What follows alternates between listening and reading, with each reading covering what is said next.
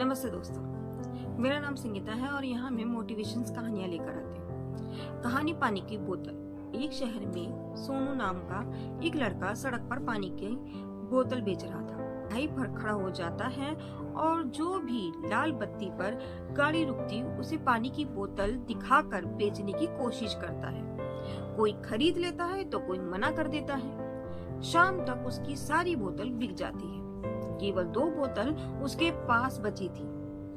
वो अभी भी गाड़ियों के बीच में बोतल बेचने के लिए घूम रहा था। रात हो चली थी, तभी एक चमचमाती गाड़ी बड़ी सी उसके पास आकर रुकी। सोनू दौड़कर गाड़ी के पास गया और गाड़ी में शालीन सी महिला बैठी थी। उन्होंने सोनू से बोतल ले ली और उसे पैसे दे दिए, लेकिन पैसे खुले न होने के कारण सोनू इधर उधर भटकता रहा। कहीं से भी उन्हें 500 रुपए खुले नहीं मिले, लेकिन पैसे न मिले। इसी बीच लाइट ग्रीन हो जाती है और गाड़ी चल देती है। सोनू गाड़ी के पीछे भी भागता है, लेकिन गाड़ी जल्द से निकल जाती है। वह नोट हाथ में लेकर खड़ा, तभी उसके साथ सामने सामान बेचने वाला कल्याण उसके पास आता है। कल्याण, क्यों बे, आज तो लंबा हाथ मारा है,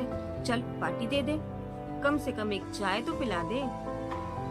अब सोनू इसमें सिर्फ 20 रुपए मेरे हैं, बाकी के ये वापस करने थे। कभी ये गाड़ी दोबारा दिखेगी तो वापस कर दूंगा। अब कल्याण, अभी तू पागल है क्या? कोई पैसे वापस करता है? और जिन्हें तू वापस करने की सोच रहा है उन्हें याद भी नहीं होगा। लेकिन सोनू नहीं माना। वो पानी की एक बची बोतल को अपने थर्माकोल के डिब्बे में डालकर घर की ओर चल देता है। घर पहुंचकर देखता है कि उसकी माँ रामवती भी काम से वापस आ चुकी थी। रामवती घरों में काम करती थी।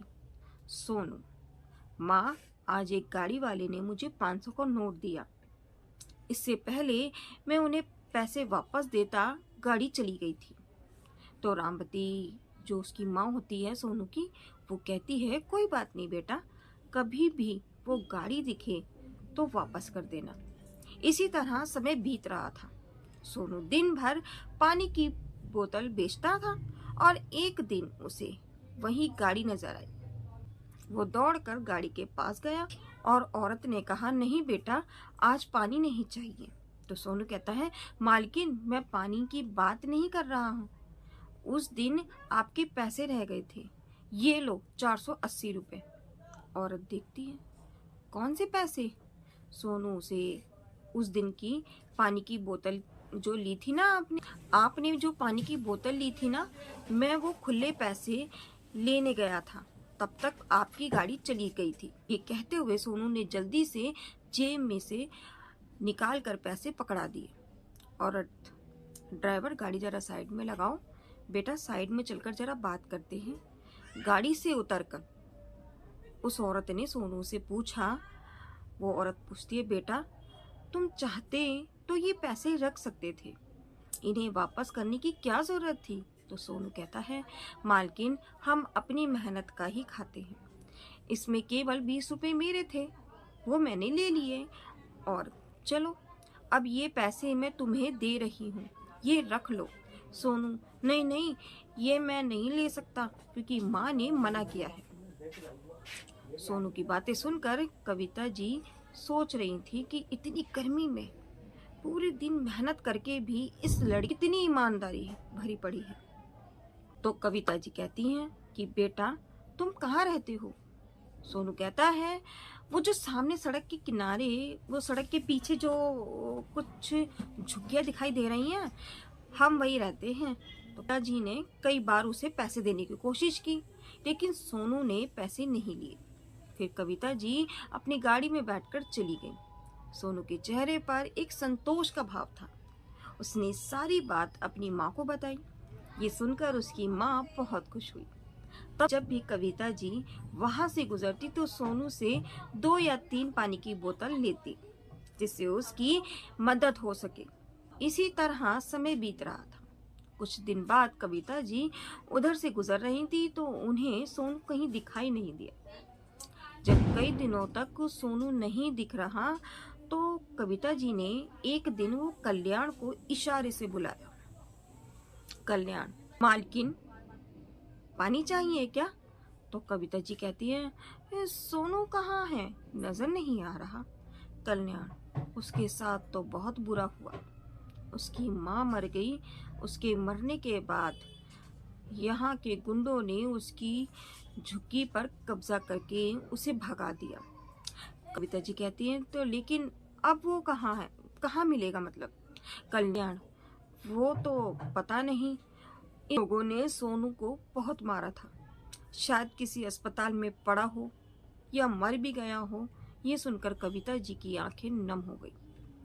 उन्होंने सारा काम छोड़कर सोनू को ढूंढना शुरू किया, लेकिन उसका कहीं पता नहीं लगा। कल्याण की बातें उनके दिमाग में घूम रही थी। शायद मर भी गया हो। इसी तरह कई महीने बीत गए। सोनू का कोई पता नहीं लगा। कविता जी ने इसे भाग्य का खेल मानकर सब्र कर लिया, लेकिन सोनू की ईमानदारी उन्हें आज भी झंझोर कर जाती थी। इतनी ईमानदार बच्चे के साथ इतना गलत नहीं होना। एक दिन कविता जी कहीं जा रही थी तो उन्होंने देखा कि सड़क के किनारे एक बच्चा बैठकर भीख मांग रहा था। उसका एक पैर कटा हुआ था। पास में ही एक टूटी बैसाखी रखी थी। पहले तो कविता जी ने उसे देखकर अनदेखा कर दिया, लेकिन ध्यान से देखने पर उन्होंने पाया कि ये तो सोनू है। फटाफट से गाड़ी रुकवाकर वो उसके पास गई। उन्हें देखकर सोनू रोने लगा। कविता जी, बेटा ये सब कैसे हुआ? और माँ के साथ चली गई। मेरी झुग्गी पर कब्जा हो गया। उनका विरोध करने की सजा पर मुझे मेरे पैर देकर चुकानी पड़ी। तो मेरे पास कुछ नहीं है, इसलिए भीख मांग रहा हूँ। कविता जी की आंखें नम हो गईं। कविता जी, कौन कहता है तेरी माँ के साथ ईमानदारी चली गई? तेरी माँ ने जो सिखाया उसे ईमानदारी की वजह से तू मेरे पास मेरे पैसे वापस करने आया, तभी मैं तुझे याद रख पाई। वरना यहाँ सैकड़ों बच्चे घूम रहे हैं जिन्हें मैं जानती नहीं। तेरी ईमानदारी के कारण कई महीनों से मैं तुझे ढूंढ रही हूँ। उनकी बातें सुनकर सोनू सिर्फ रो ही रहा था। हंसता मुस्कुराता बच्चा अब जिंदगी से मायूस और निराश दिख रहा था। कविता जी उसे अपने घर ले गई। उसे न केवल अपने घर में रखा बल्कि उसके लिए एक पैर भी बनवाया। अब सोनू भी और बच्चों की तरह चल सकता था।